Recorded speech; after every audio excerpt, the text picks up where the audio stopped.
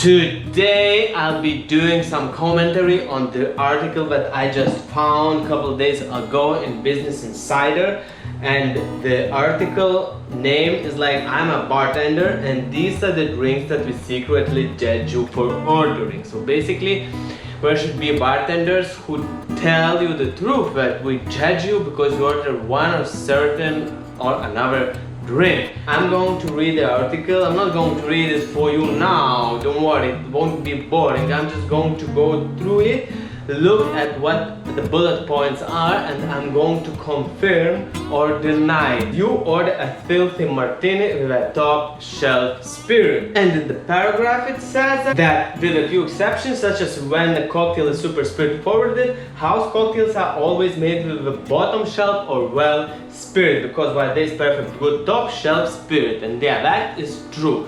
Most house cocktails is made with some cheap spirit or some good premium spirit, but it's definitely not the top shelf spirit because this is very expensive and most people won't see a difference. And most often there is no any difference if you just drink it in a cocktail, especially in healthy martini, because it comes with the juice of the olive and this kills a taste of the spirit really much. So the only idea is if you are in love with some brand or supporting it and you would like a top shelf vodka for a filthy martini and you love that brand and you obsessed with that brand, so yeah, it's important for you, but it's not for taste.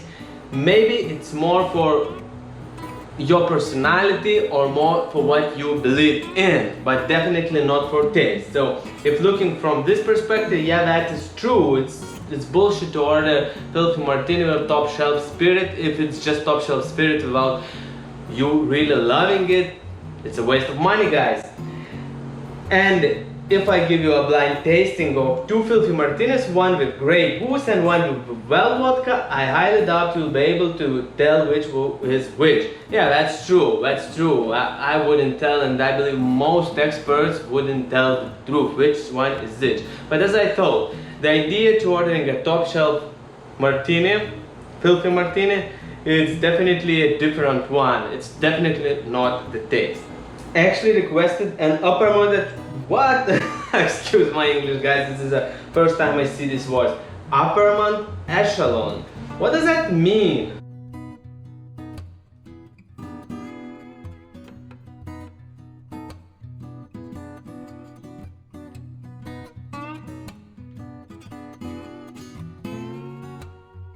Oh, that's what I was feeling it means. So basically it's the same as top shelf. So actually requesting an uppermont echelon spirit in any mixed drink is kind of silly. Let's see what they write in the article. The same principle applies to any mixed drink, even if it's more a fine cocktail like an old fashioned.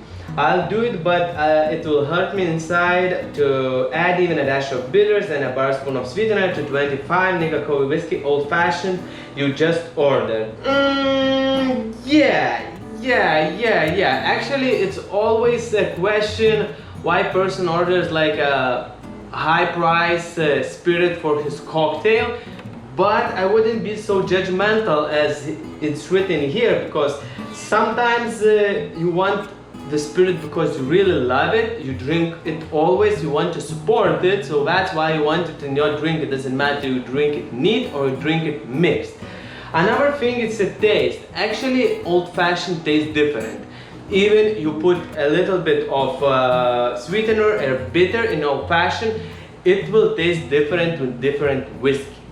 Of course, we probably might find some cheap alternative that tastes kind of similar, and when we add little of sugar and a little of bitter, it might feel more or less the same, but whiskey is a wide category, and technically making old-fashioned with different whiskey, it will turn out differently. So I wouldn't be so judgmental.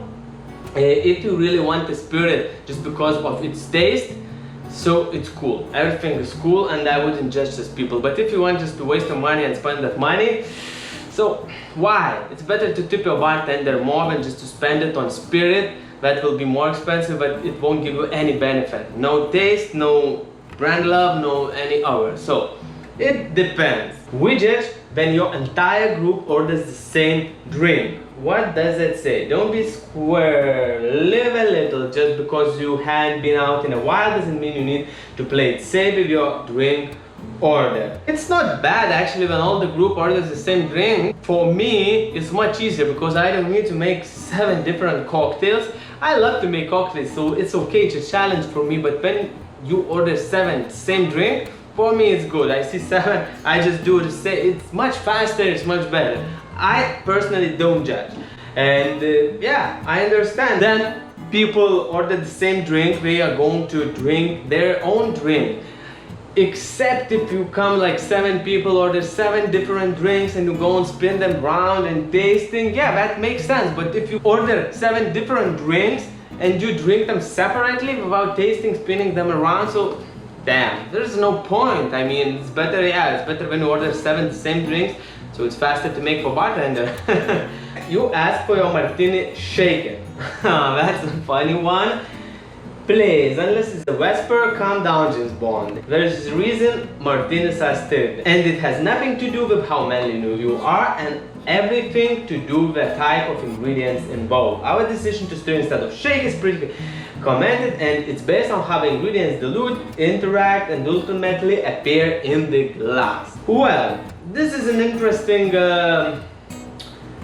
point because yeah, technically and classically Martinis are stirred cocktail, but James Bond brought this idea of Martinis shaken when in the movie he has this Martini Shake, and actually it wasn't a martini, it was kind of martini but not the real martini. It was a Vesper. It was a little bit different martini that he invented, or that this movie invented. So that's how that story turns out to be, and many people who saw the movie or who just heard somewhere that Martini shaking, you know, people don't know history, and that's our point as a bartender, is to educate people. Honestly, okay, then I came to America like a half year ago. For me it was crazy because here people asked always shaken martinis. Yeah, exactly, in America, at least in Miami, we shake martinis here because people like that.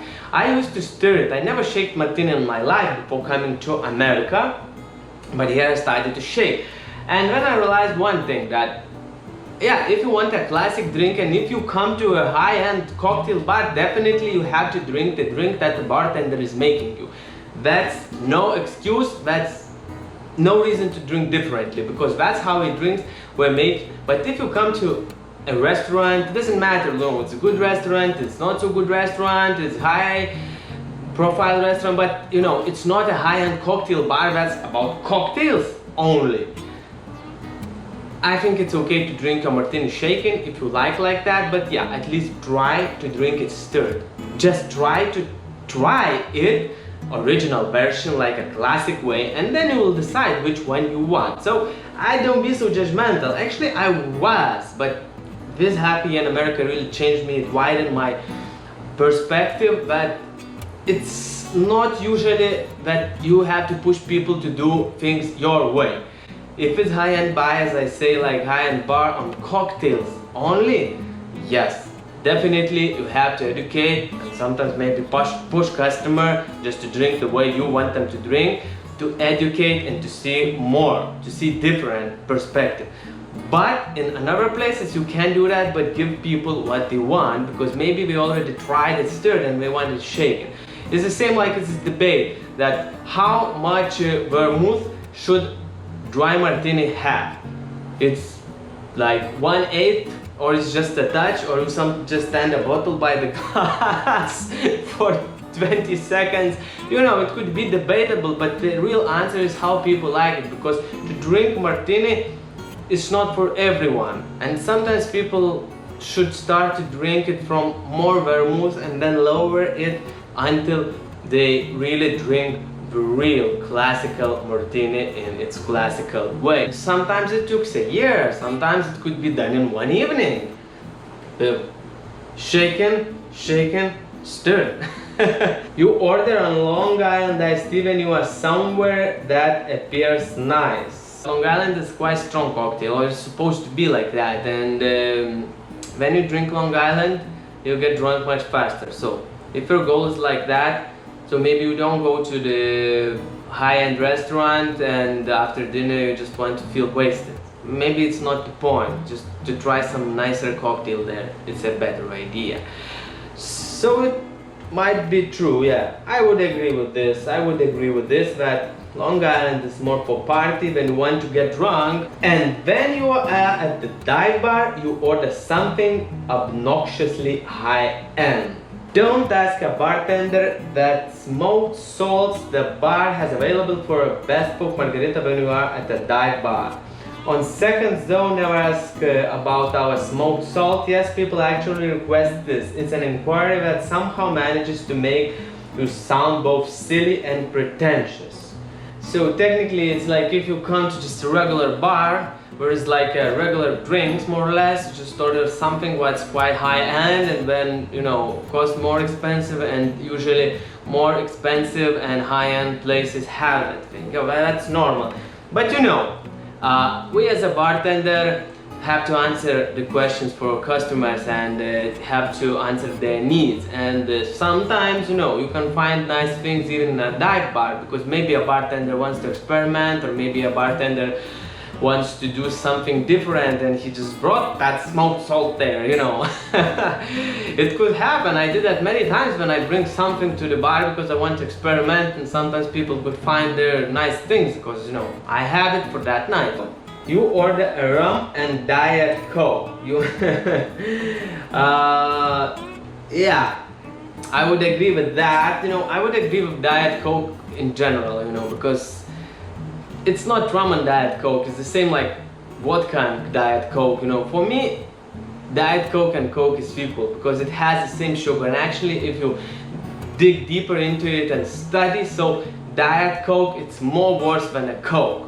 I'm not talking just about Coke, it's Pepsi, it's soda. So Diet Soda is actually even worse than a soda because it tricks your brain that it doesn't have sugar, but it actually has sugar, and I can't explain that everything like a doctor could, or the person who really knows its elements, but definitely guys, diet thing is not good at all. I would just tell you to choose another high note mixer, but if you just want that, so Coke or Diet Coke is actually the same. And ordering diet something with something that already has a lot of calories, so it just doesn't make a sense. You order your drinks in fingers. It's a joke among our crowd that the under 21s order in fingers to try to seem more sophisticated and less underage.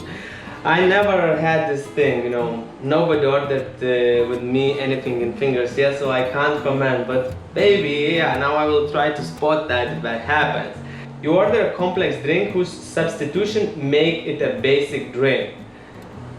Oh, I know what they mean. People try to match their more basic but desired drink choice with substitution. It's their insecurity that I judge, not their desire to have a vodka soda. So please just ask a vodka soda, don't ask for gimlet, sub-gin, for vodka, sublime and sweetener for soda. I think, I don't know, that I believe that might happen because it's a crazy order, but yeah, when you order something and want to substitute something that really changes the thing of the cocktail, and it happens, and people order some cocktail from the menu, but they want to change that thing and that ingredient and that, so basically it makes a different cocktail. So that's just, I don't understand. I didn't find any answer to this, so I don't know why people do that. Maybe they want to feel James Bond, you know, I want this, but you know, like that, you know, like shaken martini, so it's like this drink, but substitute this with the whisk. That's crazy. You arbitrarily add egg white to your drinks. Whiskey sour, merit sour, Ramosh, and fizz visa drinks, it's approximately to request egg white with. If it's not already assumed. The gin and tonic is not. Yeah, definitely. I never had this order. I never had an order to add an egg white to something that doesn't have egg white into it like normally. And in general, I don't advocate egg white. I use aquafaba, chickpea water, because I believe that raw eggs is only for Rocky. So if you are not Rocky, you don't need to drink raw eggs. But I have never had this order. If I would have it, it would be funny for me, yeah. If a person orders gin tonic and asks an egg white there, so that would make my day. You ask me to make whatever you want. Bartenders hate this, don't do it. Be decisive, or at least be decisive when I ask a follow-up question. Refreshing or spirit forward, up or on the rocks, bitter or smoky.